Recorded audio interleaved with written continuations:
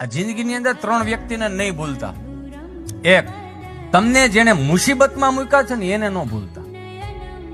બીજું, આખા ગામને ખબર છે કે આ મુસીબતમાં છે, દીકરો અહીંયા જ આવશે, અને તમે મદદ માંગવા જાઓ ને તમને ના રે ભાઈ હવે કાંઈ થાય, એને ન ભૂલતા. અને ત્રીજું, આખા ગામને ખબર છે કે આના ખિસ્સામાં કાંઈ નથી, છતાં એમ કહી દે કે ગયો આવજે કાળી રાત્રે તેથી હું બેઠો છું, એવા માણાને જિંદગીમાં ન ભૂલતા. ભલા માણસ, આવા મિત્રોને ન ભૂલતા.